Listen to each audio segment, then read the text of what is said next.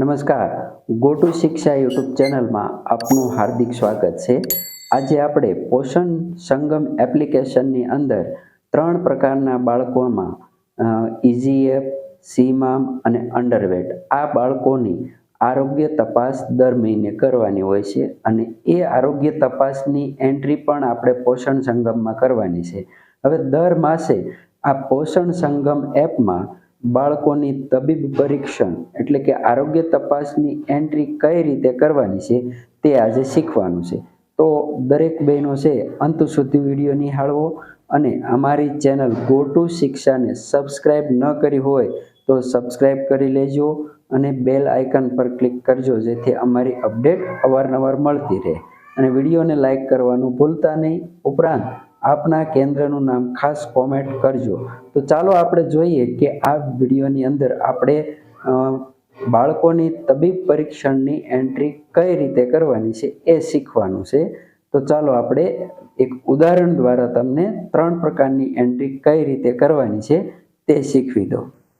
પોષણ સંગમ એપ્લિકેશનમાં દર મહિને બાળકોના તબીબ પરીક્ષણની એન્ટ્રી તમારે કરવાની હોય છે કે FSW, CDHO કે કોઈ આરોગ્ય કર્મચારી દ્વારા નબળા જે બાળકો છે, જે SAMM બાળકો છે, MUW છે, લો બર્થ છે, એની તબીબ પરીક્ષણની આપણે એન્ટ્રી કરવાની હોય છે. તો આ 3 પ્રકારની એન્ટ્રી કઈ રીતે કરવાની છે એ આજે આપણે જોઈએ.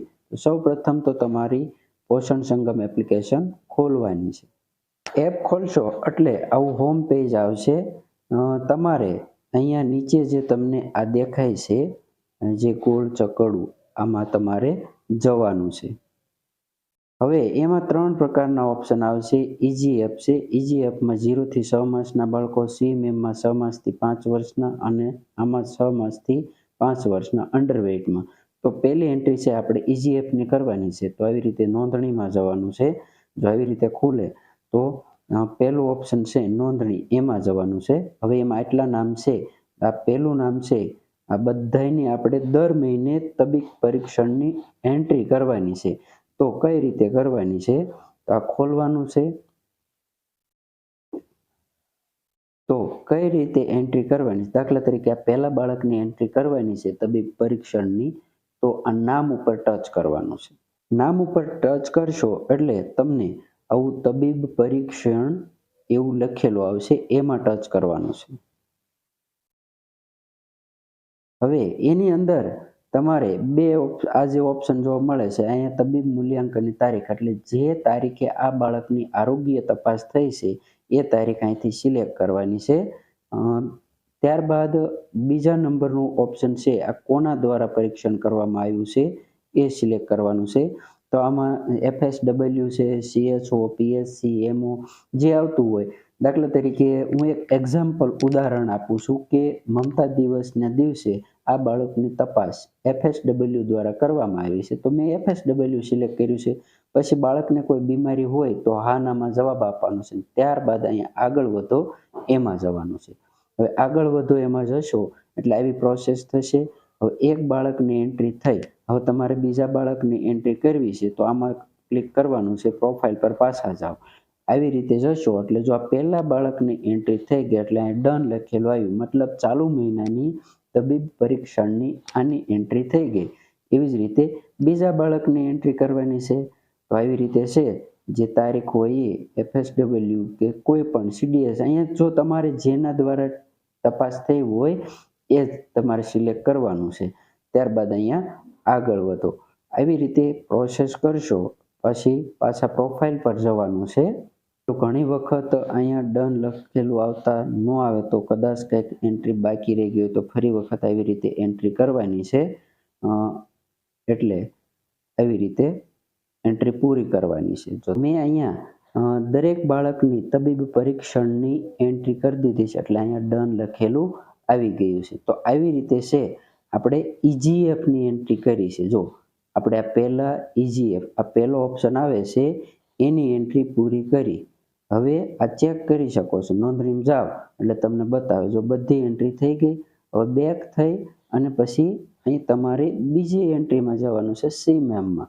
હવે એમાં જશો એટલે પહેલું ઓપ્શન તમારે સિલેક્ટ કરવાનું છે નોંધણી. નોંધણીમાં જઈશું એટલે અહીં 2 નામ છે તો નામ ઉપર ટચ કરવાનું છે, આ ખુલે એટલે નીચે તબીબ પરીક્ષણ આવે છે.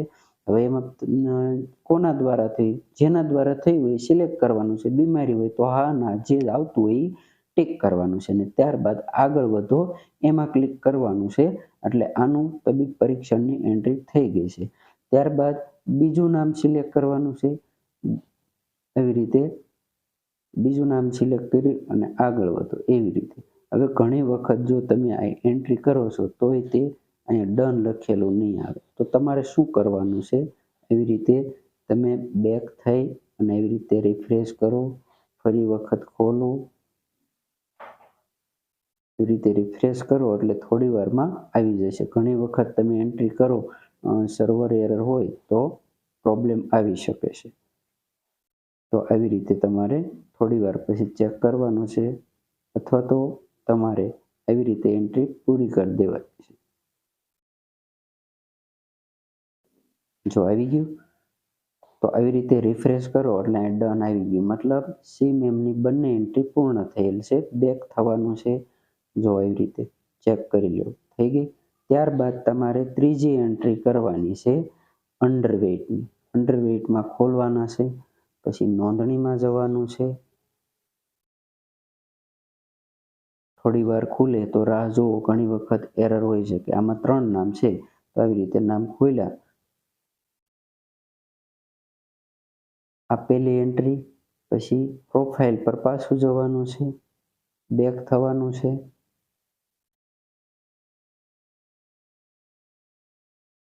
બીજા નામ ઉપર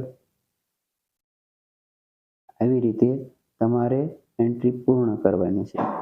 હવે એક છેલ્લી એન્ટ્રી બાકી રહી છે, તેની એન્ટ્રી પૂરી કરી દઈએ. જો તબીબ પરીક્ષણમાં એમાં મૂલ્યાંકનની તારીખ જે આવતી હોય સિલેક્ટ કરવાની છે, કોના દ્વારા કરવામાં આવ્યું. બીમારી હોય તો હા ના કરવાનું છે, જે હોતું હોય તે, અને આગળ વધો. તો આવી રીતે છે દર મહિને છે તમારે 3 કેટેગરીના બાળકોની તબીબ પરીક્ષણની એન્ટ્રી દર મહિને કરવાની છે, જેની ખાસ નોંધ લેશો. અને જો એન્ટ્રી થઈ ગઈ હોય તો અહીંયા ડન લખેલું આવશે. જો બેક થઈ અને 3 એન્ટ્રી ચેક કરી લેવાની છે. નામની યાદી જો બધામાં ડન લખેલું આવી ગયું છે એવી રીતે ચેક કરી લો. પછી બેક થઈ અને સી મામ છે એ ચેક કરી લો.